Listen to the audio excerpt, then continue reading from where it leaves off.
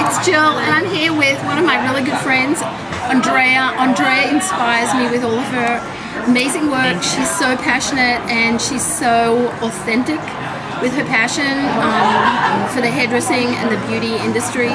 She's an amazing makeup artist too. So I really am excited about getting together with Andrayah. She's just changed her career path, and I thought it would be really cool for Andrayah to share her journey. So tell us a little bit about your journey. So basically my whole entire career, I've been doing hair for about 8 years now. My whole career I've always worked for someone else. I've always worked in other small businesses, and they've always been very, successful, and I've learned a lot from some very, very talented people. But at the end of the day, I got to the point where I felt like something was missing, and I couldn't really put my finger on it. At one point, I even was questioning, do I want to do hair still? Wow, that's huge. Yeah, and you always have those ups and downs when you're did I make the right choice? All that kind of things. But I actually had a few people that told me you're unhappy because you need to open your own place, because I like to do. People saw that. Yeah. Oh my goodness. Wow. So I, something like that is so scary. When you've always worked for someone else, you don't have to worry about you don't have to wear that hat of an owner or a manager or anything like that.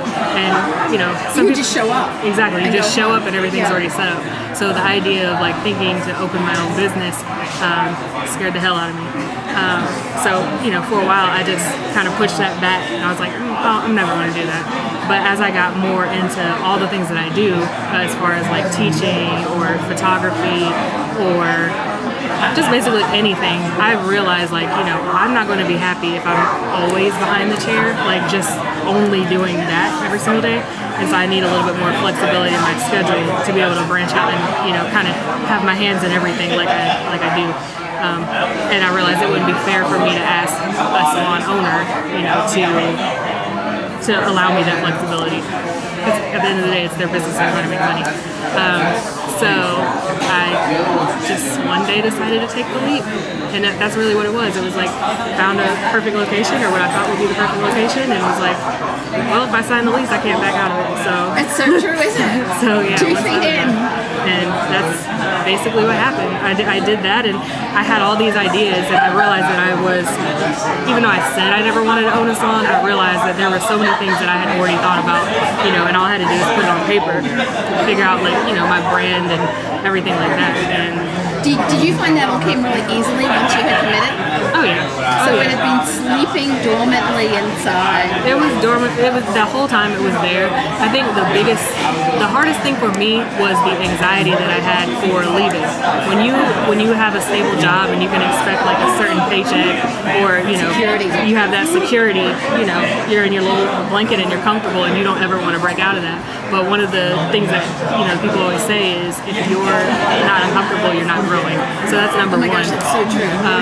And like I said, the whole time I was just so scared of having this I'm leaving conversation, and then it's if you have a successful job, why would you leave? If it ain't broke, don't fix it. But something inside me was I was not happy.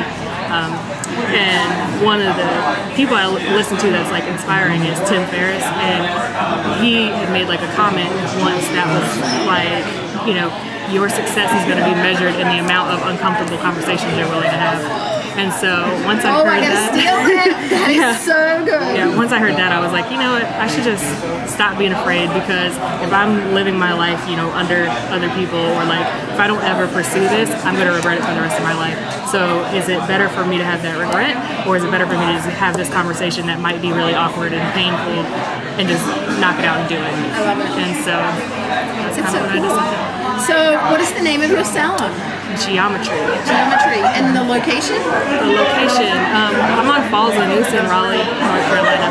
Cool. Yeah. So you should definitely check out Andrayah Ponce. Check out her website, Geometry. It's geometrycreativeco.com. Check it out, and definitely follow Andrayah on Instagram and Facebook. You'll see a lot of really cool editorial, because her man is an amazing photographer. So they have a really cool gig going on. So cool. So the Andrayah this time last year, what would you tell yourself?